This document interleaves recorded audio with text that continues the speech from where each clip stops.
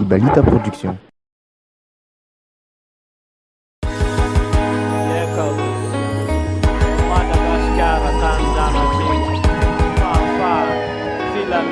Madagascar, Dubration. Madagascara,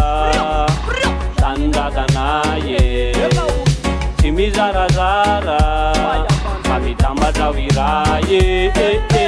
Madagascara, Tanindadanaye, Timizarazara, Kamitambatra viraye, Madagascara, Taninjanaka, Chamidi Chataka, Luvaluvanrazana. Au kulkuluku chiwata kunjazana Satia izirere ane makonuana Kaniza niza mitajanzanaka Chimana kianzane lure mungla Achimanti miat mafia tamparanya Na muza kunia kuchimani nuna Madagascara Tandadanaye Chimizarazara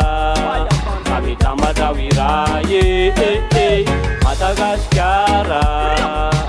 Tanindadanaye Timizarazara Kamitambatra viraye Maitso fotsy mena loko saina pirenena Maro mpamatarana fa nisy mifandresena Kanefa rajerena toejara pirenena Teo vahoaka mijaly mibe dehibe sy mahonena Fa sao de mba tsy nisy kory le faleovatena Fa ny vahoaka no atao mijaly manatena Sao de mba tsy nisy kory le faleovatena Fa de fikafika nentina ho andemena Madagascara Tandadanaye Timizarazara Kamitambatra viraye Madagascara Tanindadanaye Timizarazara Kamitambatra viraye Nahavany atsimbenao nahavany avaratra Nahavany andrefana nahavany atsinanana Zao ny atao vetsaina Ira ihany ny vahoaka malagasy naiza eto ambony tany Ka fadio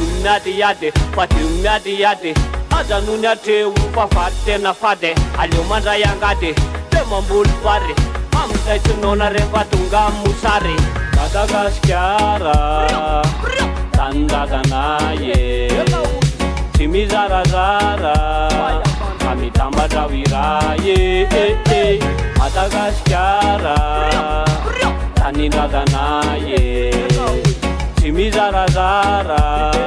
Kamitambatra viraye Ka sayary le izy Ori malagasy aza mamapirizy Fa sainy tena izy Malagasy mitambatra de tsy mamapirizy Ka sayary le izy Ori malagasy aza mamapirizy Fa sainy tena izy Malagasy mitambatra de tsy mamapirizy